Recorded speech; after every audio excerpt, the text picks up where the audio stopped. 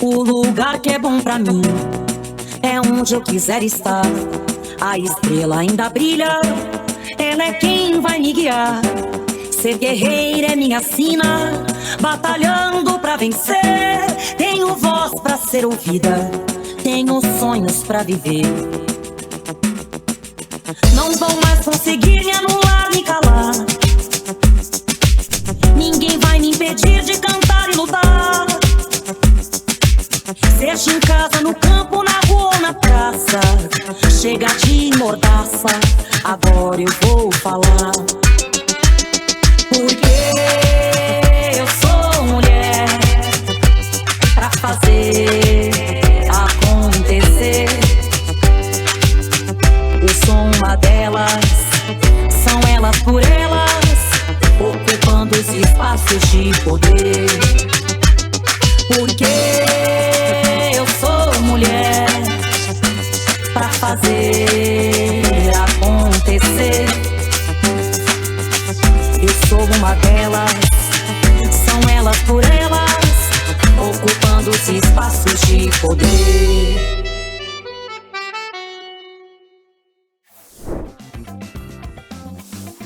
Nesta semana, discutimos o fortalecimento das políticas públicas nos municípios. Hoje, preparamos um resumo com os pontos mais importantes.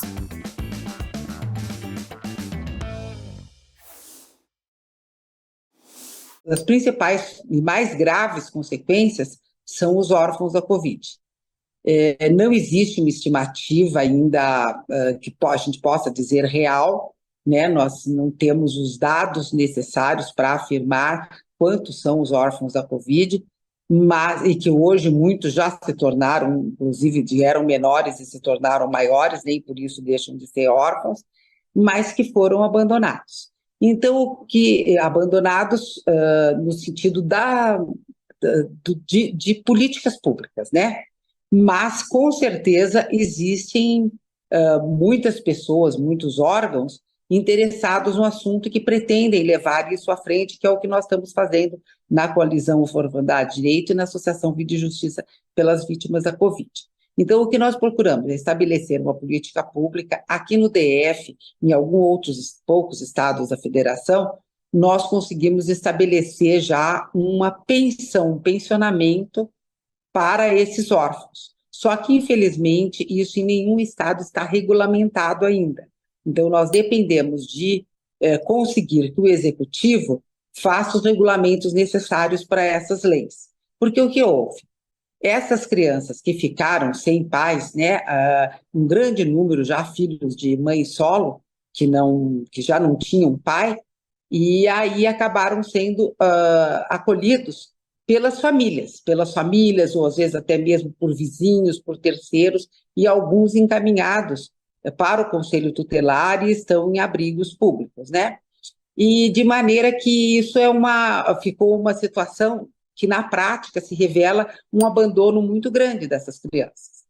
Então são crianças, adolescentes que perderam principalmente a mãe, mas muitos perderam mãe e pai, e que estão desabrigados, que não tem uma política pública a favor deles, né? Ainda que alguns tenham sido acolhidos informalmente, ou alguns até formalmente por meio dos conselhos tutelares, mas que não há uma política específica para eles. E de forma que o nosso trabalho é nesse sentido, de procurar que haja um reconhecimento de que houve essa situação, né? De que há crianças que foram absolutamente atingidas, né? Famílias que foram abaladas por essa orfandade.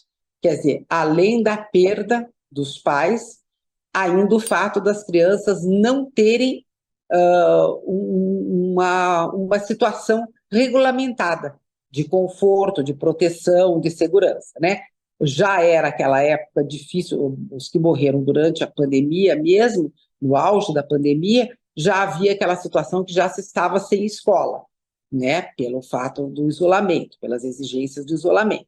Então, eles já estavam sem escola. E muitos, por estarem sem escola, já estavam até sem alimentação, porque nós sabemos que muitas crianças dependem da escola para a sua alimentação.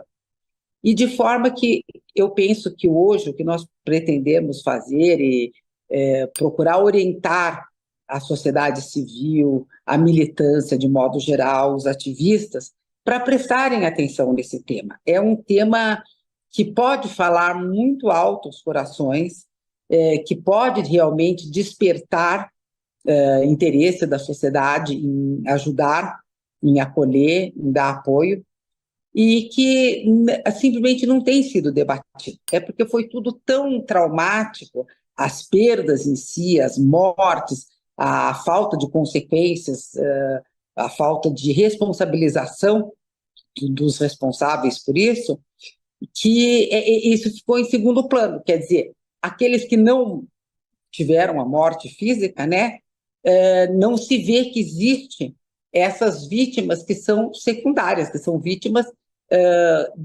consequenciais do fato da grande mortandade que houve, né? Porque oficialmente foram 700 mil vítimas da Covid, mas sabe-se que, na verdade, o número foi muito maior. Por quê? Havia uma subnotificação, né? Em rincões mais distantes, menos assistidos do país, o que aconteceu foi que muitas pessoas que faleceram em decorrência da Covid nem se sabia do que era, não teve causa-morte. O IML não estava dando conta de fazer essa cobertura, de fazer nem mesmo a biópsia, a necrópsia dos corpos. Então, muitos casos, simplesmente morreu de morte natural, ou morreu de dor de cabeça, morreu de parada cardíaca, mas não se levou a sério. E sem contar que há também um número residual de subnotificações intencionais, né? Que uma grande parcela do pessoal da saúde, médicos e outros, não queriam admitir que realmente houvesse Covid. Então, muitas mortes que se deram por Covid acabaram tendo um outro diagnóstico, né? Não, a pessoa pegou Covid no hospital, morreu em razão da Covid, mas como ela estava internada lá por um problema qualquer, um problema gástrico, um problema cardíaco, então era designado como tal, que não foi dado. Então, voltando, como são 700 mil vítimas oficiais, nós sabemos que extraoficialmente deve ser mais de 1 milhão de vítimas, em razão dessa subnotificação. Bem, se nesse 1 milhão de pessoas, evidentemente havia um grande número que nós não sabemos de pais e mães, né? Muitas pessoas que morreram em idade com filhos pequenos ainda, filhos menores. E quando a orfandade se torna muito pior, né? Porque são os filhos que ainda dependem dos pais, dos cuidados dos pais. Então, o que nós pretendemos passar o nosso recado, a Associação Vida e Justiça e a Coalizão Orfandade e Direitos, é de despertar nas pessoas o interesse por essas vítimas que não são vistas à primeira vista. A gente só lembra, da sociedade de modo geral, lembra, e hoje lembra-se pouco, dos que vieram a óbito, mas não se lembram dos que ficaram, e ficaram em situação também de vítimas, né? Não vítimas letais, mas de vítimas de abandono, vítimas da ausência e vítimas até mesmo do Estado que não procedeu de forma a acolher essa grande coletividade. Por isso, nós precisamos, até convidamos as pessoas a participarem das nossas associações, a estarem conosco. O nosso trabalho não é pontual em razão de uma ou outra vítima, uma ou outra família, porque nós não teríamos pernas suficientes para atender milhares de pessoas, né? Nós somos coletivos pequenos. Então, a nossa ação, o que é? É procurar exatamente junto aos poderes, né? Notadamente o Poder Executivo, de fazer esse trabalho, né? De alertá-los da importância disso. Nos estados que nós já temos lei, o nosso trabalho é exatamente junto ao Executivo. Aqui no Distrito Federal nós temos feito isso. Em outros estados, onde ainda não há lei, é preciso que a sociedade se organize e vá atrás dos seus representantes, dos seus parlamentares, para que haja essa lei. Leis que vejam que reconheçam, né? Nem vejam, que reconheçam essas vítimas da Covid, essas vítimas que vieram em decorrência dos óbitos, né? Não só as vítimas letais, as que se foram, mas sim os que ficaram e com a falta dos pais. E por isso é importante que se procure, quanto mais essa providência, primeiro legislativa, que em havendo lei, o Poder Executivo está obrigado, diante de uma lei aprovada, ele está obrigado a regulamentar de que forma vai ser esse atendimento. Como vai ser feito o levantamento dessas vítimas, como vai se encontrar, como irá se encontrar essas pessoas, né, que estão dispersas, evidentemente, e como elas serão chamadas, né, se pelo Poder Judiciário, se pelos cartórios, se pelos conselhos tutelares. E, então, tudo isso são decisões a serem tomadas pela sociedade civil para ir em busca disso. E nós entendemos que, como as mulheres sempre são muito mais sensíveis a essas questões de orfandade, de família, de menores, de crianças, o ideal seria que as mulheres que estejam no ativismo, que estejam na militância, que sejam candidatas, que elas se proponham a buscar isso, que é uma bandeira muito importante para a sociedade, é uma bandeira humanista e é muito importante.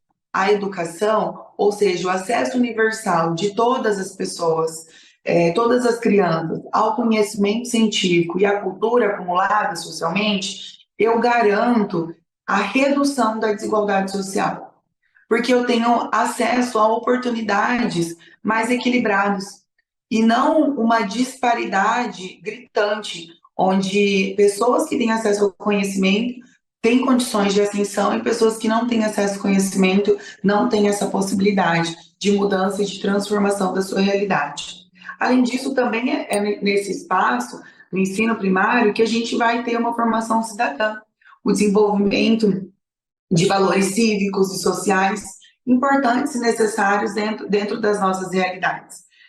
Nesses espaços que a gente vai ver a formação do cidadão, vai possibilitar a formação de um cidadão consciente e também de um cidadão participativo. Além de pensar que é por meio da educação pública, dentro do ensino primário, que a gente vai pensar possibilidades de desenvolvimento do impacto mesmo econômico e social.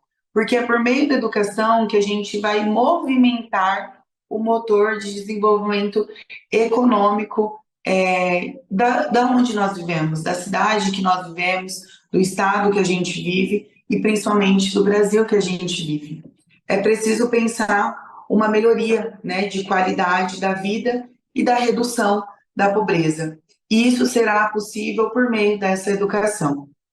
Mas para isso a gente tem alguns desafios, que é a última parte para a gente estar discutindo hoje, alguns desafios e problemas que precisam ser enfrentados, que se relacionam à infraestrutura e recursos das instituições escolares, também a formação e valorização dos professores e gestão de políticas públicas.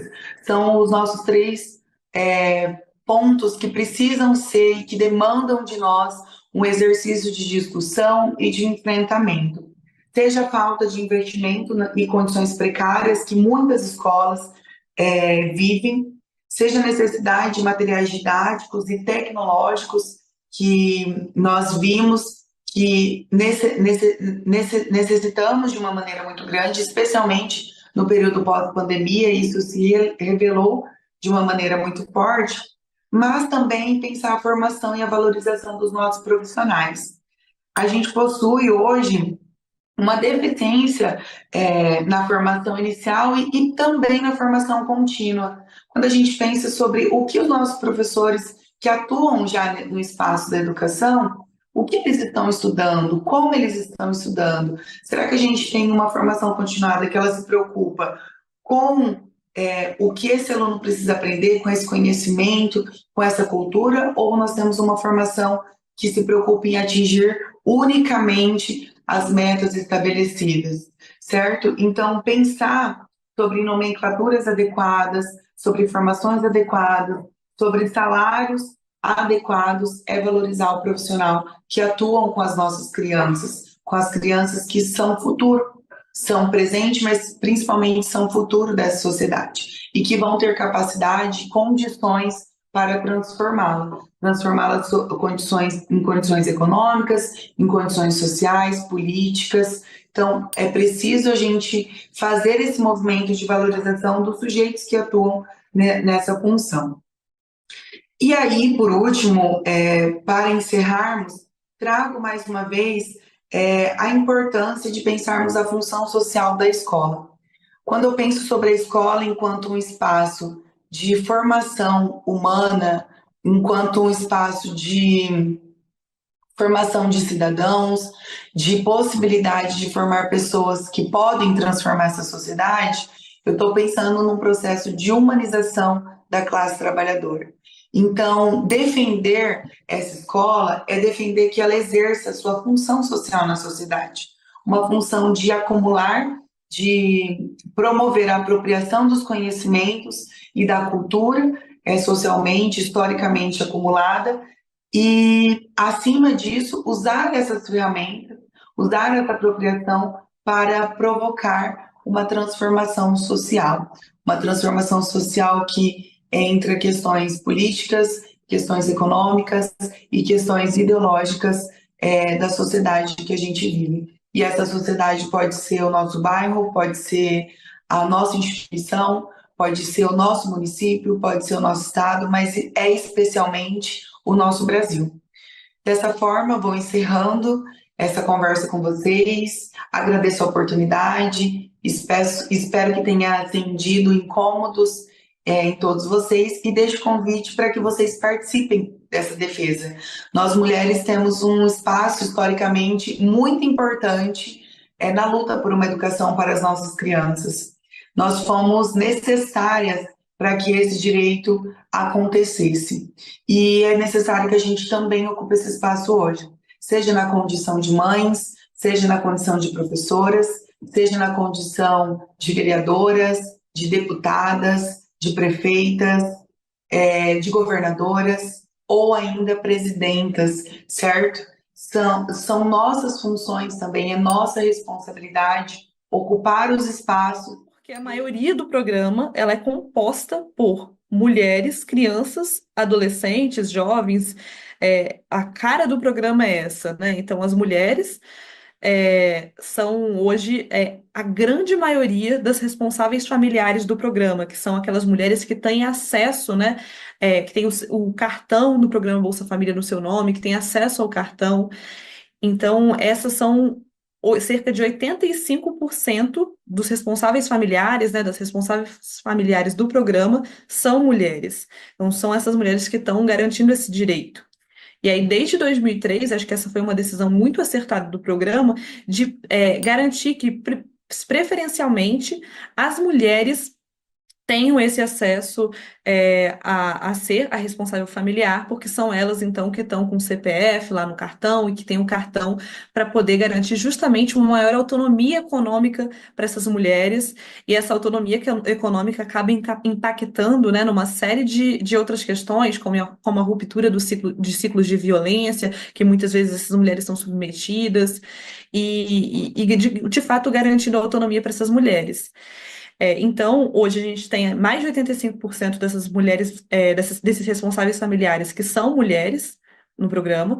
E se a gente for olhar também a composição do programa no geral, a maioria é mulher, a maioria é criança, adolescente, jovem, né, que muitas vezes as crianças, os adolescentes e os jovens estão, né, sob o cuidado das mulheres por conta da divisão sexual do trabalho que nós vivemos hoje.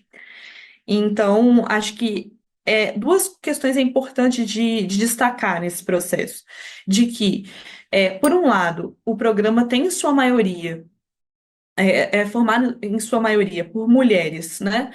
porque isso retrata o Brasil e a desigualdade que a gente vive, né, o país que a gente vive, onde existe uma feminização da pobreza, ou seja, as mulheres, elas são a maioria das pessoas que estão em situação de desemprego, são a maioria das pessoas que estão em situação né, de trabalho mais precário, mas, por outro lado, também o programa consegue priorizar justamente as mulheres para poder garantir essa proteção social, né? Então, o programa ele não pode ser um sinônimo de constrangimento para as mulheres que são beneficiárias, mas sim de um acesso a direito que elas têm e de acesso a um direito que garante proteção social à vida delas. Então, acho que isso é super importante também da gente destacar. E desde que o programa foi criado, né, isso já foi colocado como um horizonte, né? Tanto o diagnóstico de que no Brasil, né, no país que a gente vive, a gente tem essa desigualdade de gênero, e por isso o programa também precisa ter um desenho que leve isso em consideração e que priorize as mulheres para sua implementação. E aí, só podendo trazer um pouco mais, né, de alguns dados sobre esse retrato também do programa, dessas maiorias, né, de mais de 80% de mulheres beneficiárias que são responsáveis familiares, ou seja, chefes de família, elas são mais de 75% mulheres pretas, pardas, indígenas, elas. Mais de 80% têm idade entre 20 e 49 anos, ou seja, são mulheres aí consideradas, né, em idade produtiva. 29% dessas mulheres, né, cerca, não tem ensino fundamental completo. 34% tem ensino médio completo, dessas 85, né? Cerca de 85 responsáveis familiares mulheres. 61%, né, mais de 60% são monoparentais.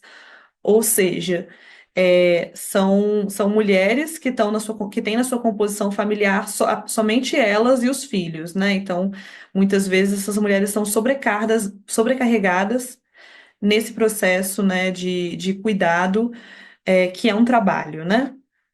Então, para poder falar do programa, é importante destacar essas dimensões que são de classe, de raça e de gênero, né? Sem isso, é impossível tratar sobre o programa Bolsa Família.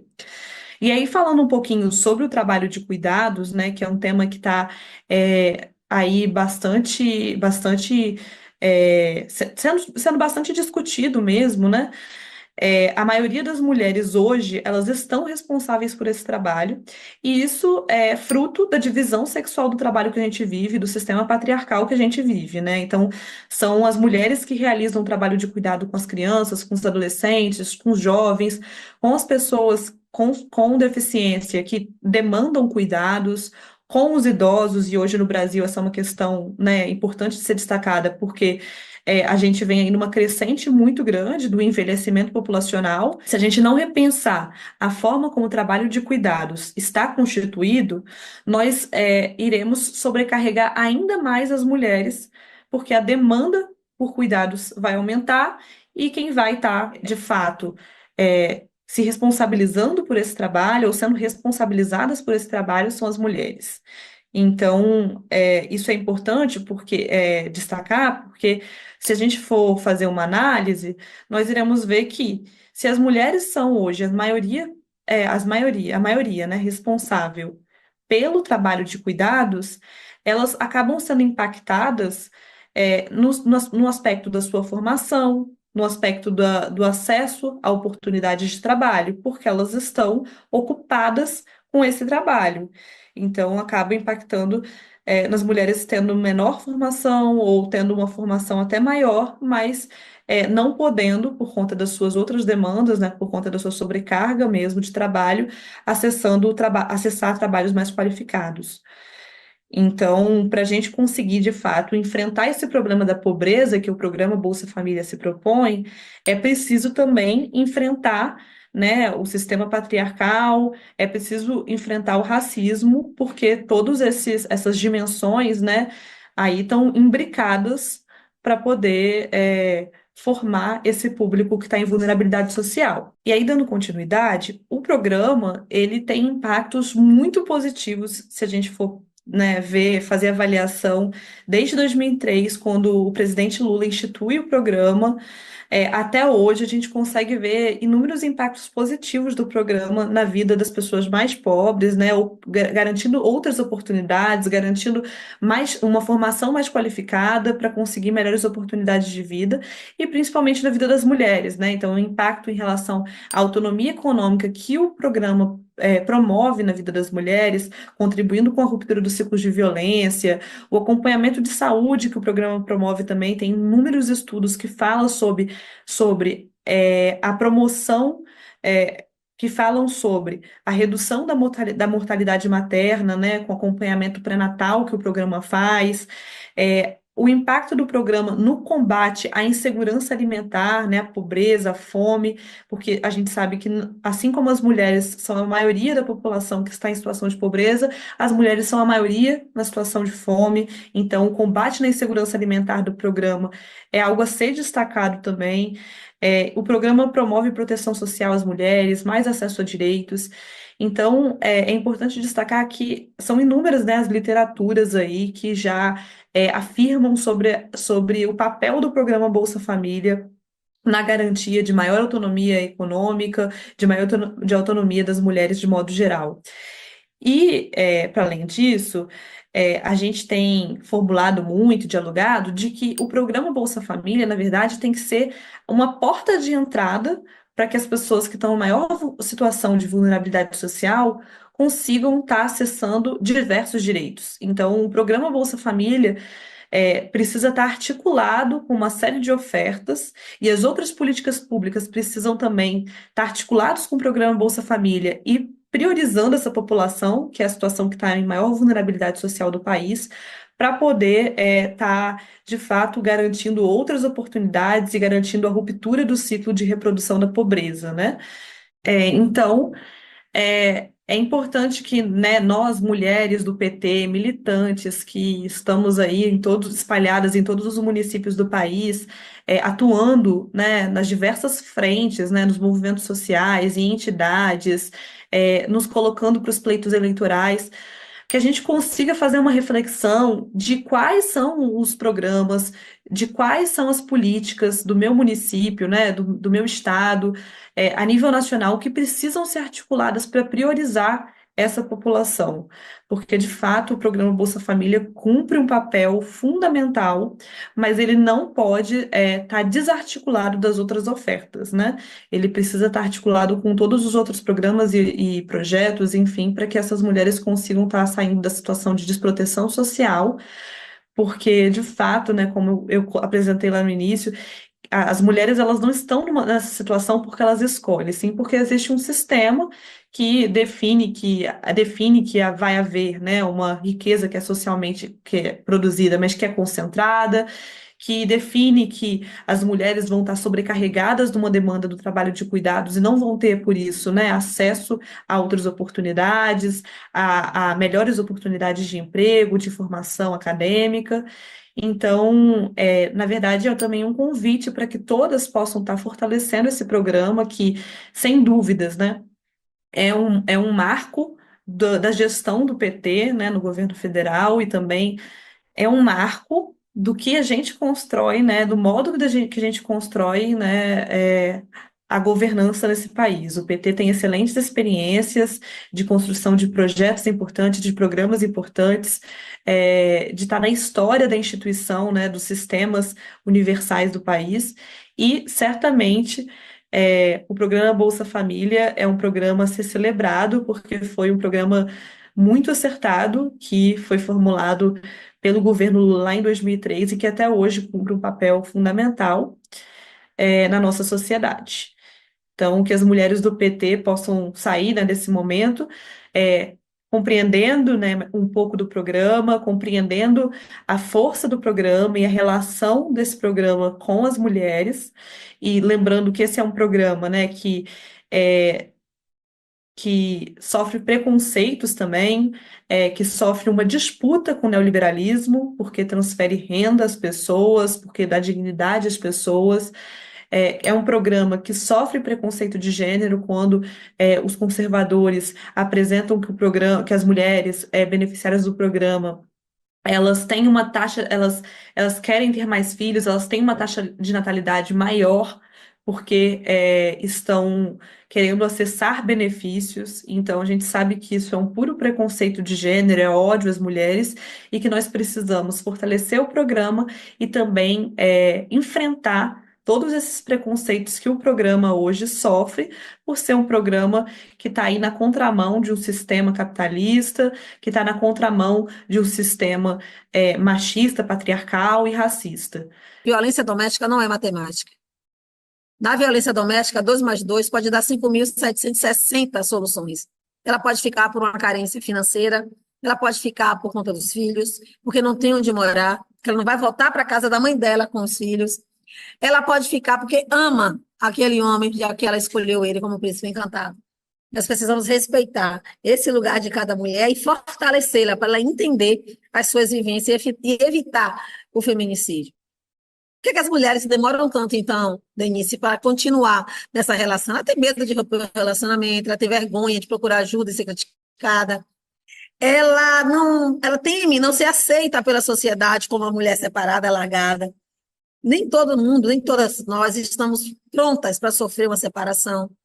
Existe também um enfraquecimento ou então inexistência de uma rede de acolhimento, uma rede de enfrentamento à mulher em situação de violência. É preciso pautar a consolidação dessas redes. É preciso entender este lugar. Carlos Drummond de Andrade tem um poema chamado Quase. Ele diz que, nesse poema, que quem quase vive já morreu, mas quem quase morre ainda vive. Nós, quando estamos sofrendo violência doméstica contra a mulher, nós estamos quase vivendo. Nós estamos pautando nossas vidas em uma dor e um sofrimento completamente complexo. E para que a gente consiga se ajudar, a gente precisa fortalecer essa rede de enfrentamento para que nós possamos entender que nós temos para onde ir, a quem pedir socorro. E foi assim que surgiu a Ronda Maria da Penha. A Ronda Maria da Penha, aqui na Bahia, do governo Rui Wagner, no finalzinho do governo Wagner, no comecinho do governo Rui Costa, no dia 8 de março de 2015, ele assina a construção e implantação da Ronda Maria da Penha na Polícia Militar do Estado da Bahia, um trabalho que começou com a secretária Lucinha e culminou na secretária Olívia Santana, e nós construímos uma tropa especializada em proteção à mulher em situação de violência doméstica. Essa ideia da Ronda Maria da Penha não é ideia da Bahia, ela surge no Rio Grande do Sul, com a tenente-coronel Nádia, que lá atrás construiu a Patrulha Maria da Penha. Eu tive a oportunidade de ir no Rio Grande do Sul, aprender um pouco como é que funcionava, coloquei uma pimentinha, um azeite de dendê, e nós construímos a Ronda Maria da Penha, formadas por homens e mulheres, e que tem uma especificidade. Quando a gente pensou na construção da Ronda Maria da Penha, a ideia é que todo mundo que estivesse sofrendo violência doméstica ligasse para 190 e aí a patrulha fosse.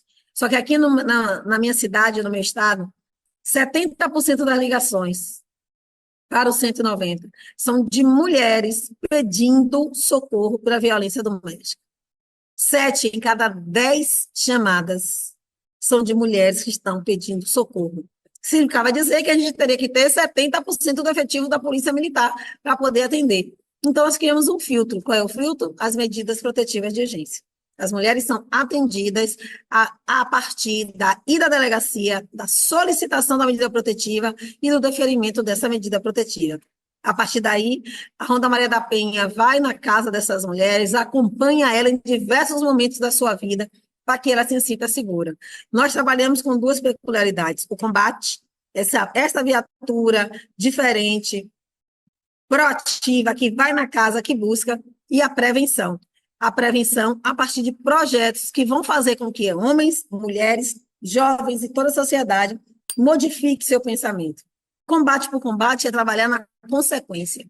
A ideia é que nós recuemos até a causa e transformemos a história. Então, nós criamos alguns projetos, um deles é o Salvando Marias, porque a tropa da Ronda Maria da Penha ela é especializada, ela conhece a legislação. mas as outras tropas não. As outras tropas sequer não tiveram aprofundamento nessa lei, às vezes são formados e entraram na Polícia Militar antes de 2006. Nós vamos juntos a essas pessoas, nós construímos um diálogo e apresentamos a Lei Maria da Penha e um protocolo de como atuar em casos diversos de violência doméstica. Nós criamos em parceria com a Secretaria de Política para as Mulheres da Bahia, de Promoção da Igualdade Racial, de Desenvolvimento Rural, uma atuação que nós chamamos de Ciranda com a Ronda. Nós vamos ao território, aos quilombos, aos assentamentos, às comunidades dos povos originários, e levamos 3 projetos da Ronda Maria da Penha, que acontecem simultaneamente. Nós levamos um projeto para mulheres, para homens e para crianças, e vamos discutir sobre o enfrentamento da violência contra a mulher, sobre a prevenção em cada um desses espaços. Nós temos um jogo, que foi um jogo criado por mim, chamado Jogo Espelho, que faz com que a mulher reflita sobre os 5 tipos de violência e que entenda quanto dessas violências já viveu. Esse jogo também, ele apresenta às mulheres a rede de enfrentamento à violência contra a mulher. Essa mulher vai saber exatamente, no jogo de tabuleiro, o que é que o Ministério Público faz em sua proteção, a Defensoria Pública, o que é que o Centro de Referência e Atendimento à Mulher, enfim. É um jogo didático, divertido, porque é muito difícil conversar sobre dores com alguém que já sofre tantas dores. Então, a Ludicidade entra fazendo este papel, esse percurso. Criamos um projeto que nós recebemos o prêmio, nós somos a primeira polícia militar do país a construir um prêmio de práticas inovadoras, enfrentamento da violência contra a mulher, do Fórum Brasileiro de Segurança Pública, com o projeto Ronda para Homens. Homens falando com homens pelo fim da violência contra a mulher. Esse projeto levou a minha equipe, à época, para Londres, para fazer um intercâmbio com a Polícia Metropolitana de Londres. Policiais militares negros do Nordeste, país dito de terceiro mundo, indo a Londres para dialogar com a Scotland Yard sobre o enfrentamento da violência contra a mulher. Esse é um projeto que me orgulha e é um somatório, a culminância de um trabalho que, durante 5 anos, eu fiquei à frente e gostei demais. Nos jogos de futebol, a gente percebeu também que no dia de jogo aqui, em especial os clássicos, as mulheres ligavam mais para o 190. A gente aumentou em 27% o registro de ligações para o 190. O time ganhando ou perdendo. Então, nós passamos a ir para os estádios e entramos com a campanha A Violência contra a Mulher, Falta Grave. Depois que fomos para os estádios, as torcidas organizadas aqui, dos maiores times da Bahia, me procuraram para dizer que as mulheres estavam sofrendo assédio dentro dos estádios, para que elas não retornassem aos estádios. Então, os homens invadiam sanitários, importunavam sexualmente nas arquibancadas, nós entramos nos estádios com a Patrulha da Ronda e, naturalmente, essas mulheres começaram a assistir os jogos de futebol ao lado da Ronda Maria da Penha, ao lado de nossas patrulhas. Atuamos no Carnaval e realizamos ações de cuidado com os nossos componentes da Ronda Maria da Penha. Mas tudo isso que fazemos, que construindo, é pensando e pautando nossas ações de uma palavrinha mágica. No neologismo, que alguns querem fazer e pensar que é mimimi, se chama sororidade.